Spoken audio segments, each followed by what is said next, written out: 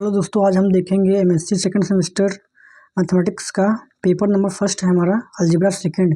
इसके सारे important question देखेंगे जो पिछले 4 सालों में जो आया है उसका सारा इम्पोर्टेंट क्वेश्चन देखेंगे।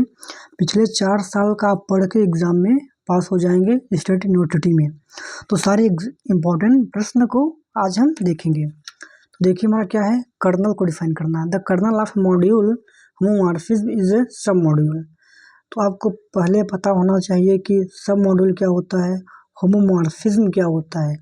इस पेपर में पास होना बहुत ही मुश्किल होता है। जिसको रियल में आता है, रियल में अलजेब्रा आता है, वही पास हो पाता है इस पेपर में। ठीक है, आप चाहे सेंट्रल यूनिवर्सिटी में पढ़ते हो चाहे स्टेट यूनिवर्सिटी में, इस पेपर को पास कर पाना मुश्किल होता है। तो इसके लिए आपको बेसिक सारे डिफिनीशन आपको आना चाहिए।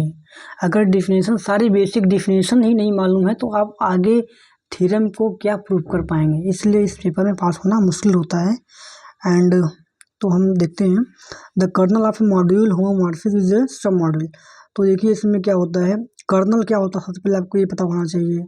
होमोमॉर्फिज्म क्या होता है वो पता होना चाहिए। सब मॉड्यूल क्या होता है तब वो आप सब मॉड्यूल क्या होता है वो पता होना चाहिए, तभी तो आप इस थ्योरम को प्रूव कर पाएंगे। देखिए एग्जांपल आया, ये सब 3 नंबर में एग्जांपल आए हैं।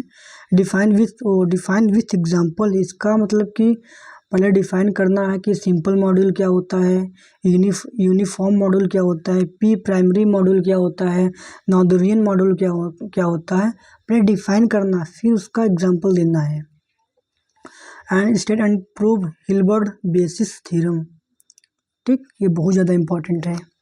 ये सब सारी डिफिनीशन जो इम्पोर्टेंट हैं उसके लिए हम लोग वीडियो बना देंगे आपके लिए। State and prove the Hilbert basis theorem and every homomorphism image of a Noetherian module is a नॉर्दरियन।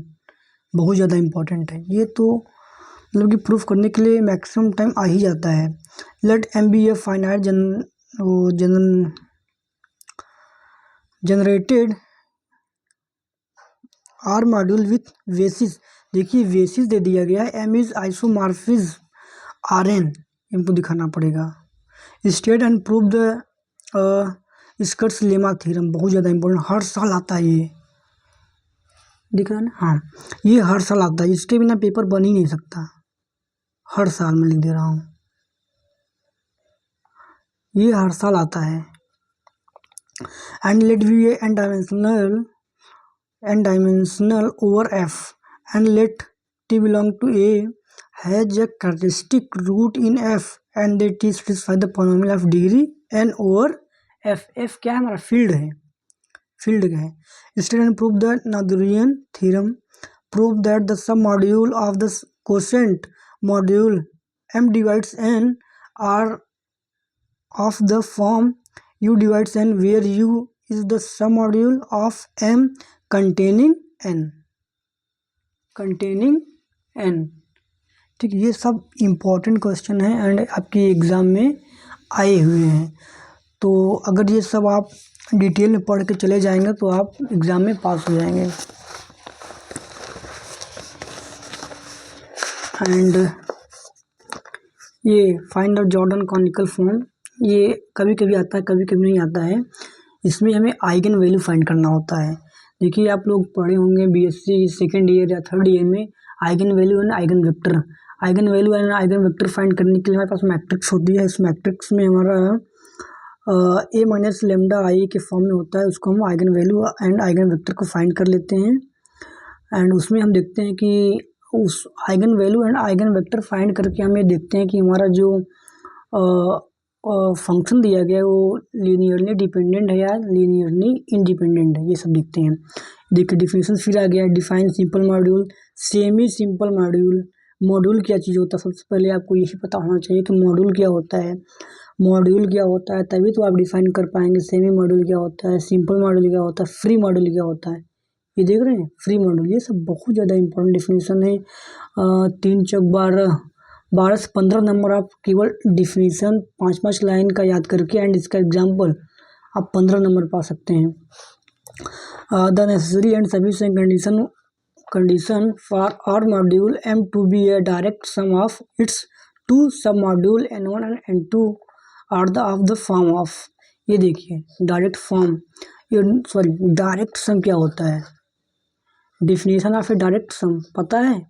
जब यही नहीं पता रहेगा तो इस थ्योरम को क्या प्रूफ कर पाएंगे। अगर जिसको ये डायरेक्ट सम पता रहेगा कि डायरेक्ट सम की डिफिनेशन क्या होती है तो इस थ्योरम को प्रूफ कर पाएगा। ये थ्योरम आई है 15 नंबर में आई है। अभी मैं आपको दिखाता हूँ। Prove that if F is R homomorphism of R module then M is kernel F and isomorphism image F या V2। ठीक दिख रहा है ना, ये V2।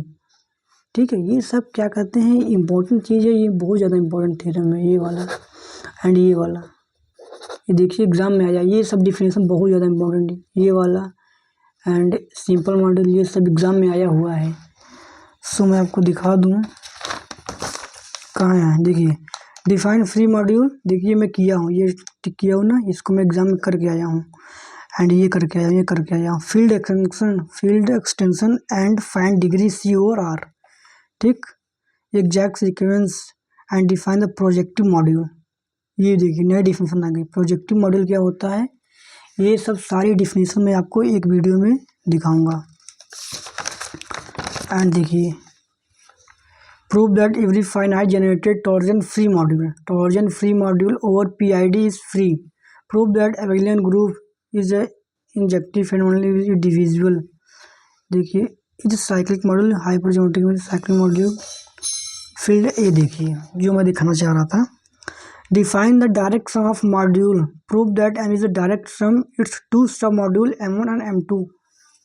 सेम थ्योरम, ये थ्योरम एंड ये थ्योरम। तो आपको इसमें क्या करना है, डायरेक्ट सम आपको पता होना चाहिए क्या होता है, मॉड्यूल क्या होता है, ये सब चीज़ पता रहेगा, सब मॉड्यूल क्या होता है, तभी तो आप इसे प्रूव कर पाएंगे, तभी तो 15 नंबर आपको आएगा एग्जाम में। Prove that if M R B R module and N submodule and M divides N is free then M is isomorphic to, इसको आइसोमॉर्फिक करेगा। ये फाइनाइट एक्सटेंशन, ये सब देखिए। तो ये इम्पोर्टेंट प्रश्न रहे, क्या कहते हैं आपके अलजेब्रा सेकंड के इम्पोर्टेंट सारे क्वेश्चन रहे। आप इसको लिख सकते हैं एंड इसको आप ChatGPT से, यूट्यूब से, कहीं आप कहीं भी कंटेंट मिल जाए एकदम सही आप उसको पढ़ के एग्ज़ाम में जा सकते हैं। आई होप आपको समझ में आ गया। Thank you.